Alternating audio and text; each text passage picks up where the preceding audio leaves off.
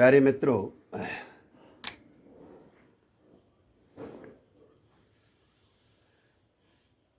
वेद उपनिषद का एक सूत्र है, एक मंत्र है। ओम सहना भवतु सहनौ भुनक्तु सह वीर्यं करवावहै तेजस्विनावधीतमस्तु मा विद्विषावहै।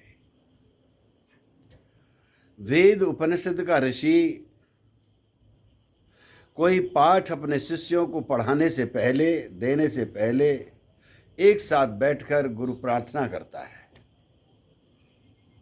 परमात्मा को याद करता है।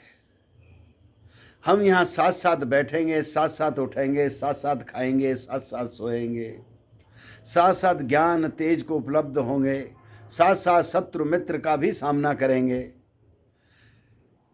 उस ओंकार को, उस तेज को, उस परम तत्व को हम साथ साथ जानेंगे, ऐसा वो प्रार्थना करता है।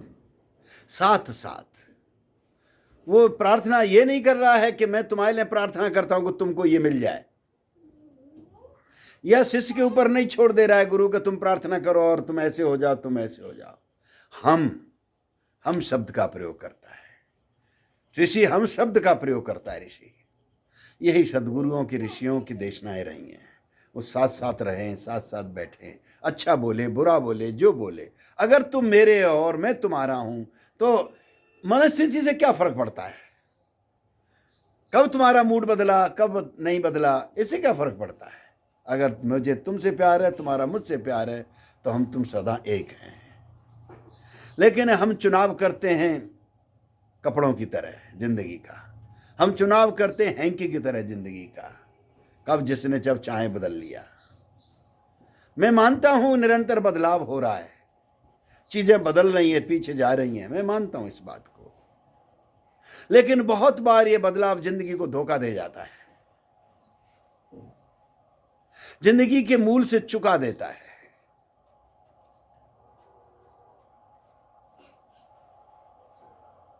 और जब चूक जाते तो जिंदगी फीकी पड़ जाती है। ऋषि उस जिंदगी को फीका न पड़े,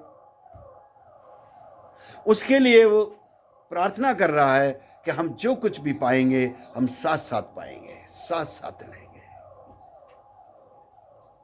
साथ साथ हासिल करेंगे, हम साथ साथ चलेंगे सफर पर, इस यात्रा पर। हम इस बात पर विरोध नहीं करेंगे, हम इस बात पर इतराज नहीं करेंगे, दूरी नहीं बनाएंगे कि तुम में आज उदासी आई, कि तुम मेरे लिए प्रेम के दो शब्द बोले कि कल नहीं बोले। हम इस पर दूरी नहीं बनाएंगे अपनी। क्या प्यारी बात ऋषि कहता है। इस बात के लिए हम दूरी नहीं बनाएंगे कि तुम्हें आज पराठा अच्छा नहीं लगा, तूने आज अच्छा नहीं बनाया है? मैं तो जब आया ऑफिस से तो तू ढंग से मुझे बोली नहीं, तू काम में ही लगी रही। इन बातों पर हम अपने रिश्ते की दूरी नहीं बनाएंगे। ऋषि हमसे ये कह रहा है। और होता क्या है, जिंदगी की दूरियां इन्हीं बातों से बनती हैं। इसीलिए मैंने कहा बदल तो रोज रहा है, निरंतर बदल रहा है, सब कुछ बदलेगा। क्या इस बदलाव के पर अब रिश्तों में आप दरार डालेंगे? इस सिद्धांत नियम बना करके आप रिश्ते के अंदर जहर घोलेंगे, कुरु बनाएंगे जिंदगी को? ये जिंदगी रिश्तों का नाम है, ये जिंदगी अपनों का संगम है। अगर इस जिंदगी में अपने न हो, जिंदगी का कोई रस नहीं है, कोई मधुरता नहीं है, इसमें कोई खिलावट नहीं है, कोई उमंग नहीं है, कोई तरंग नहीं है। तुम शानो शौकत किसको दिखाओगे, किसको बताओगे? बड़े बड़े राजमहल, बड़ी अच्छी गाड़ी किसके लिए खरीद के लाओगे? किसके सामने अपनी छाती फुलाओगे? अपनों के आगे ना। अपने तुम्हें सुख भी देते हैं, अपने तुम्हें खुशी भी देते हैं, अपने तुम्हें थोड़ा सा उदासी भी देते हैं, पर इससे अपनों की कीमत कम नहीं हो जाती। मैं निरंतर रिश्तों की गरिमा के बारे में बोलता रहता हूं सबके साथ में। अगर तुम जिंदगी को खुशहाल होकर के, प्रेमपूर्ण होकर के, आनंद से हर्षित होकर जीना चाहते हो तो अपनी जिंदगी में रिश्तों की कीमत देना, उस कीमत को समझना, मूल्य देना उसे। और जो व्यक्ति रिश्तों को मूल्य नहीं दे पाता, वो जिंदगी उसका साथ छोड़ देती है, जिंदगी उससे दूर चली जाती है। हर कोई एक जैसा तो चित्त की दशा रहती नहीं है। आज भी हमने सुबह बात कर ली, लेकिन जो वो है वो तो एक जैसा ही रहता है। और जब चीजें बदलती हैं, चीजों को बदलना ही है, तो फिर अपने अनुकूल बदल लो ना। जिसमें तुम्हें सुख मिले, जिसमें तुम्हें खुशी मिले, उसके अनुरूप बदल लो। इस संदर्भ में एक बात और मैं कहता हूं अपनों से, तुम अगर खुश रहना चाहते हो तो ये उत्तरदायित्व किसी और का नहीं, तुम्हारा है। और हर कीमत पर अपने को खुश रखो। कोई भी मूल्य चुकाना पड़े तुम्हें, कोई भी यानी कोई, हाँ मेरी बात समझिए मैं क्या बोल रहा हूं। कोई भी तुम्हें खुश रहने के लिए, आनंदित हर्षित रहने के लिए तुम्हें कोई भी कीमत चुकानी पड़े, तुम कीमत चुका दो और तुम्हारा कुछ नहीं जाएगा। और कीमत भी क्या होती है? क्या कीमत होती है? रुपए पैसे की तो ठीक है, कीमत होती है क्या? कीमत होती है ईगो की। मैं और उसके सामने झुक जाऊं, हरगिज़ नहीं हो सकता।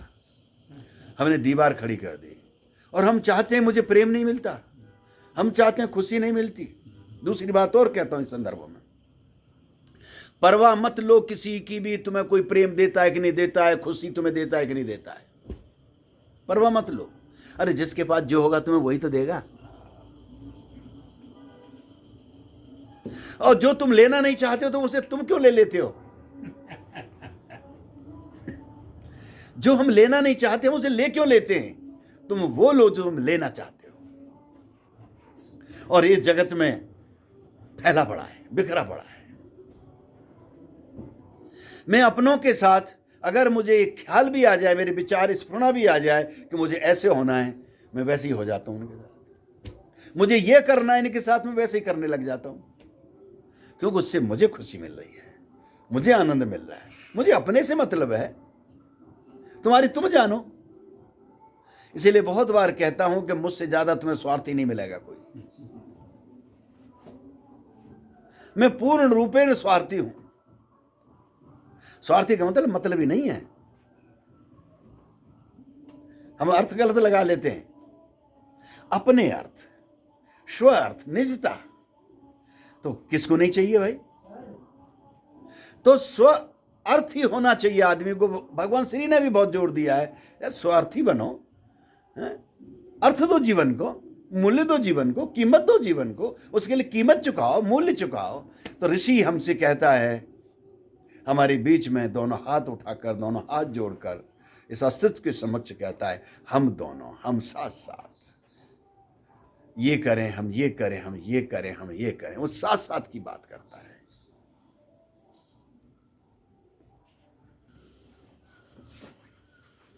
वो ऐसी प्रार्थना करता है। अब जब ऐसी प्रार्थना में दोनों हाथ उठेंगे तो किसके बीच में राग और द्वेष और घृणा और नफरत पैदा होगी? सवाल नहीं उठता। हमें अगर छोटी सी भी बात कोई कहनी हो तो हम फोन पे भी बात करनी हो तो इधर जाके बात करेंगे। दो दोस्त खड़े होंगे, दो लोग खड़े होंगे, पत्नी भी होगी तो भी जरा करवट में जाके बात करेंगे। और तुम चाहते हो हमें प्यार हो जाए?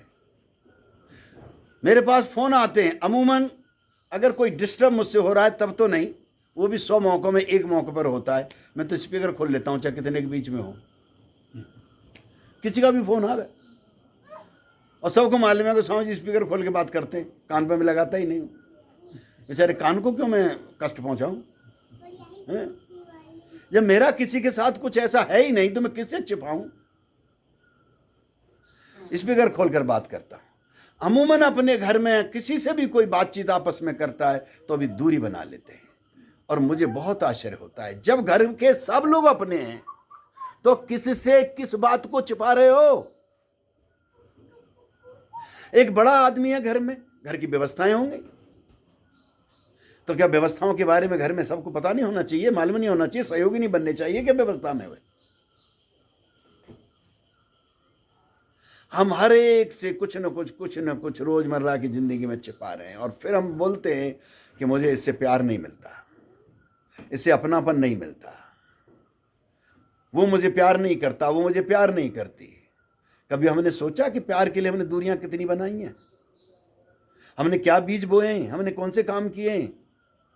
अगर पत्नी तुमको प्यार करती है, तुम पत्नी को प्यार करते हो, तुम बच्चों को प्यार करते हो, बच्चे तुम्हें प्यार देते या तुम बच्चों को प्यार देते हो, तो प्यार में दूरी कहां से आ गई भाई? ये छुपाव दुराव कहां से आ गया प्यार में? प्यार में तो कहते हैं सब कोरी स्लेट की तरह होता है सब। वो सब कहां से आ गया? लेकिन हम अपनी मनोदशाओं के कारण ये सब पैदा करते हैं। और अगर है भी ऐसा, क्योंकि जिंदगी की व्यवस्थाएं बहुत ऐसी होती हैं कि कुछ थोड़ा सा पर्दा भी रखना पड़ता है। ये जिंदगी के संसार के कुछ उसूलों में से, नियम में से है, तो उसे पार्ट ऑफ मैनेजमेंट समझें, पार्ट ऑफ मैनेजमेंट समझें। उसे जिंदगी का मुद्दा न बनाएं, रिश्ते के बीच में न लाएं उस बात को। लेकिन हम उन्हीं बातों को रिश्ते में ले आते हैं और हमारे रिश्तों में खटास आ जाती है। रिश्ता अलग ही बात है और जिंदगी की व्यवस्थाएं अलग बात है। दो अलग अलग छोर हैं और दोनों छोरों की अपनी अपनी प्रकृति है, अपना अपना स्वभाव है, अपनी अपनी नेचर है। जिन्हें इस बात का बोध होता है, जिन्हें इस बात का ख्याल होता है, वे उनके रिश्तों में दूरी नहीं आती, वो प्रेम से वंचित नहीं रहते। अभी 2-4 हफ्ते की बात है, वर्षा माँ को पता नहीं जाने क्या बात सूझी। उस सुबह हम लोग एक टाइम पर मिलते हैं, सभी लोग बैठते हैं और कुछ अपने दिनचर्या को करते हैं। तो सुबह आते ही प्रणाम हुआ, मैं आया, वर्षा ने प्रणाम किया, सबने प्रणाम किया और उसके बाद तो बोलती हैं कि स्वामी जी मैं एक बात कहना चाह रही हूं। मैंने कहा बोलो। मेरी और आपका कोई आदत नहीं मिलती है,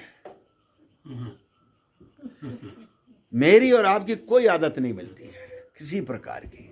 और मैं आज इस सोच में पड़ी हूं, इतना लंबा समय हो गया, भरपूर प्यार है, कोई झगड़ा नहीं, कोई टसल नहीं, कोई किसी तरह का राग द्वेष नहीं, कोई कुछ भी नहीं। मैं उसका कारण ढूंढ रही हूं।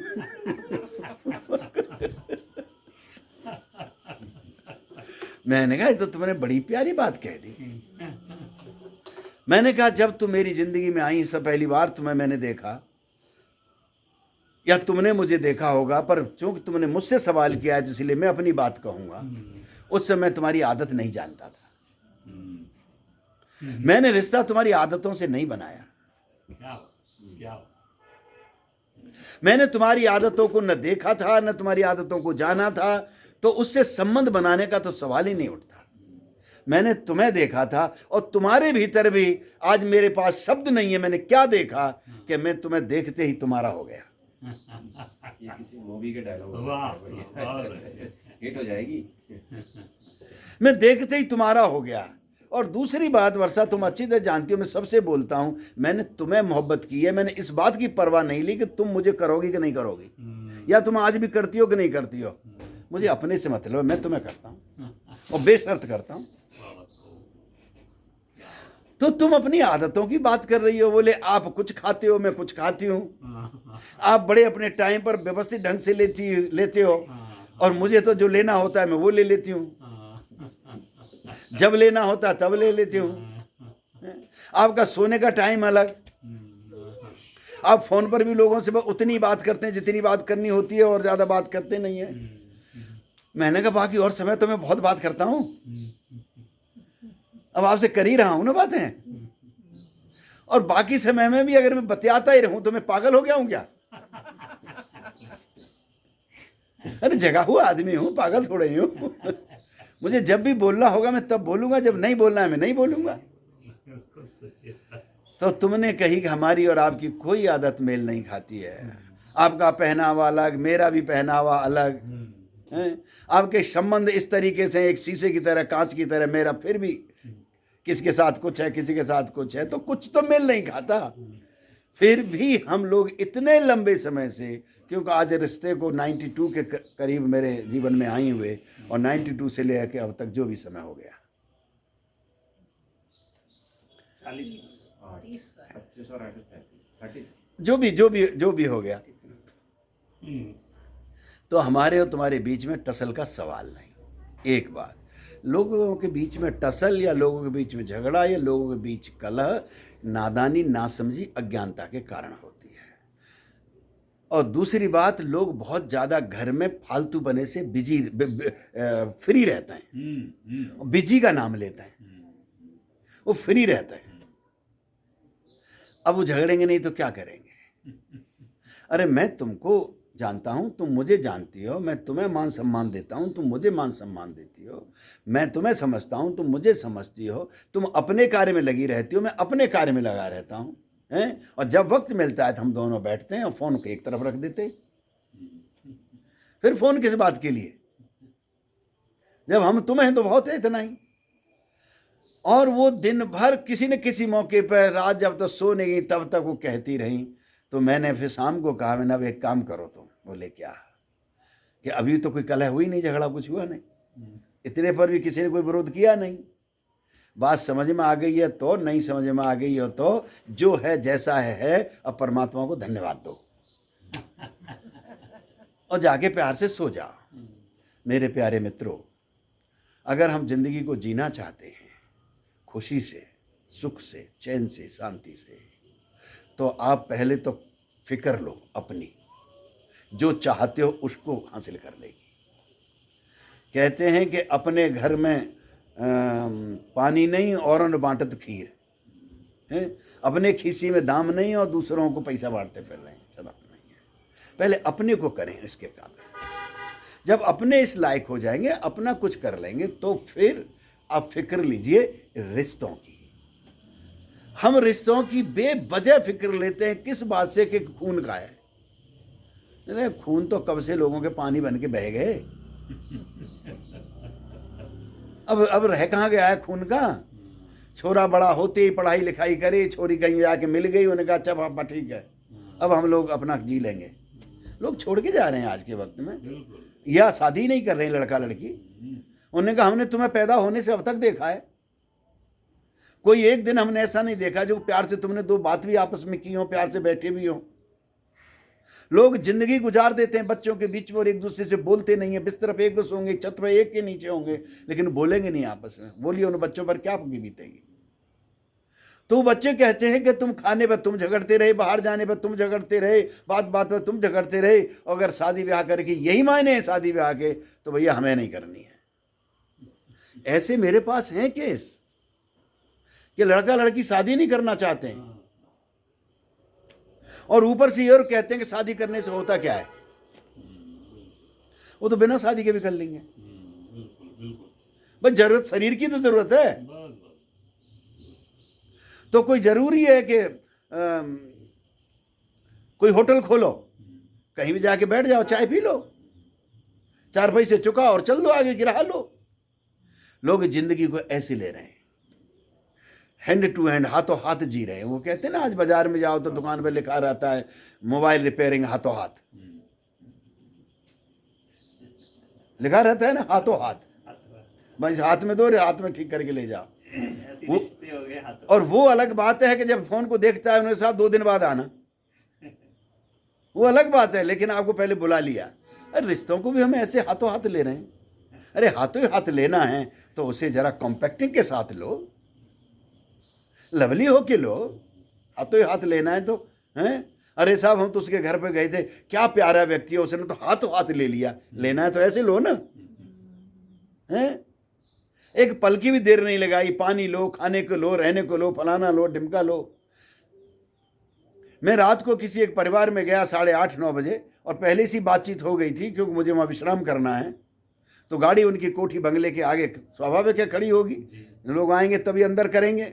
और मैं गया, बातचीत करते रहे, पत्नी के साथ बैठा हुआ था। रात के 9-9:30 बज गए, मालिक आया नहीं था घर का, उनकी पत्नी थी।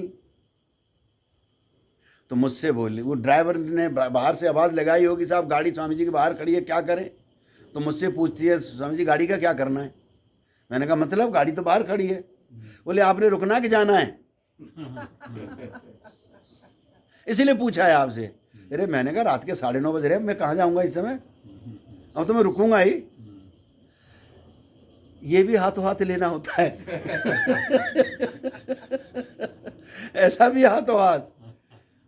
रिश्तों के हम मूल्य दें, कीमत दें, और रिश्तों को जब कीमत देंगे आप, मूल्य देंगे आप, तो आप खुद को मूल्य दे रहे हैं, स्वयं को मूल्य दे रहे हैं। उनसे आपकी पहचान होती है, उनसे आपकी गरिमा होती है, उनसे आपकी मजबूती होती है। वे आपको दूर तक लेके जाते हैं। इतना काम आप नहीं करते जितना वे करते हैं। इसीलिए हमने कहा कि भाई व्यवहार कुशल रहो। तो वेद का, उपनिषद का ऋषि बहुत प्यारी बात हमारे बीच में कह रहा है। इसी संदर्भ में एक छोटी सी बात और कहता चलूं। अभी एक गीत हम गुनगुना रहे थे, और जब मैं गीत को सुन रहा था तो मुझे एक एक लाइन उस उपनिषद के इस मंत्र पर खरी उतर रही थी।